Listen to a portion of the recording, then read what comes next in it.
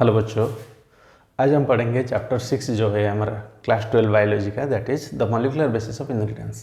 उसका एक बहुत इंपॉर्टेंट पार्ट है that is the DNA. So DNA हम पढ़ें, पहले भी पढ़ चुके हैं DNA, that is deoxyribonucleic acid. उसके और एक बार पढ़ लेंगे, ओके। डीऑक्सीराइबोन्यूक्लिक एसिड, उसका ये जो होता है हमारा बॉडी में, most of the human beings में डीएनए एक इंपॉर्टेंट जेनेटिक मटेरियल होता है, ओके। और कुछ ऑर्गेनिज्म में आरएनए भी होता है, बट आरएनए इंपॉर्टेंट नहीं होता है इतना, क्योंकि बहुत कम ही ऑर्गेनिज्म में आरएनए जेनेटिक मटेरियल के जैसे काम करता है। But DNA most of the organism including human beings भी जेनेटिक मटेरियल जैसे काम करता है। तो डीएनए बहुत इंपॉर्टेंट है हमारे लिए। तो डीएनए के स्ट्रक्चर किसने दिए थे?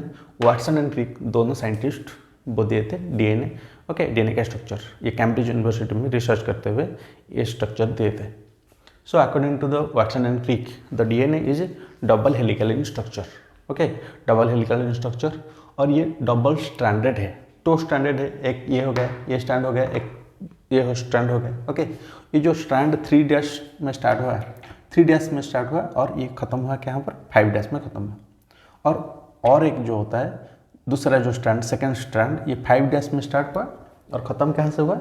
3 डैश में खत्म हुआ, ओके। ये जो दो स्ट्रैंड है anti parallel to each other है। क्यों एंटी पैरेलल है? क्योंकि ये एक 3 डैश में स्टार्ट होकर 5 डैश में खत्म हुआ और दूसरा 5 डैश में स्टार्ट होकर 3 डैश में खत्म हुआ, इसलिए इन दो स्टैंडर्ड को हम anti parallel to each other बोलेंगे, ओके। और ये एक है, ये जो 3 डैश जो है, 3 डैश के एंड में ये हाइड्रोक्सी ग्रुप अटैच होता है और ये 5 डैश के एंड में फॉस्फेट ग्रुप अटैच होता है, ओके। और ये जो दो स्टैंडर्ड है स्टैंड हो anti parallel to each other है। और ये जो बनाता है एक complete turn of the DNA, अगर देखेंगे एक कंप्लीट टर्न यहाँ से लेकर यहाँ तक, एक कंप्लीट टर्न यहाँ से यहाँ तक देखेंगे तो दो ग्रुप है। एक ये जो छोटा सा है उसे माइनर ग्रुप बोलते हैं और एक जो बड़ा है, बड़ा टर्न जो है उसे मेजर ग्रुप बोलते हैं। Total 1 turn of the DNA is compose of 10 base pair, okay. 10 base pair, 10 base pair होता है। देखो यहाँ पर देखेंगे तो टोटल 10 बेस पेयर हो जाएगा, जो कि बना हुआ है कहाँ पर? नाइट्रोजन बेसिस ईच अदर से हाइड्रोजन बॉन्ड से अटैच होकर बने हैं।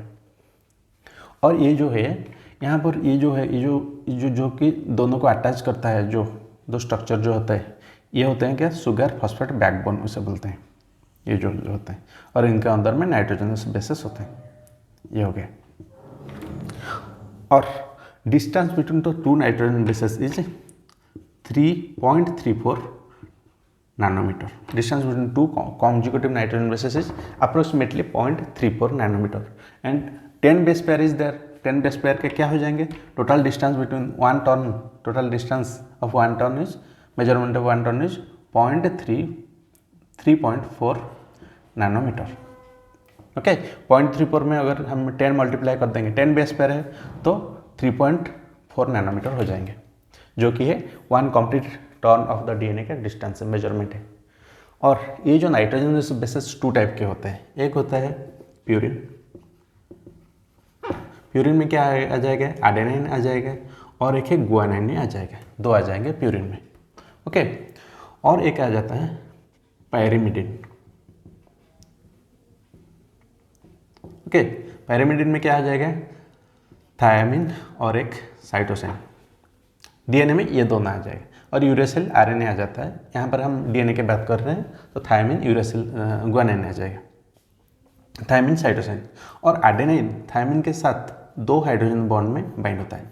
Adenine attach with the thymine by 2 hydrogen bond, 2 hydrogen bond, okay, 2 hydrogen bond. And guanine cytosine के साथ 3 हाइड्रोजन बॉन्ड में अटैच होता है, ओके, बाइंड होता है। Because of this hydrogen bond between the adenine, thymine, cytosine, guanine, ये जो 2 जो होता है स्ट्रैंड होता है, उनके अंदर एक इक्वल डिस्टेंस रहता है, ओके। और हमें डीएनए का डायमीटर भी बोल सकते हैं। अगर ऐसे कर लेंगे, ऐसे कर लेंगे, ओके, तो उनका अंदर जो डिस्टेंस रहेगा, distance between the 2 strand is always 2 nanometre, okay. Distance between 2 strand is 2 nanometre, okay. ये हो गया। और क्या है? और एक इम्पोर्टेंट है, और एक है चारग्राफ्स रूल।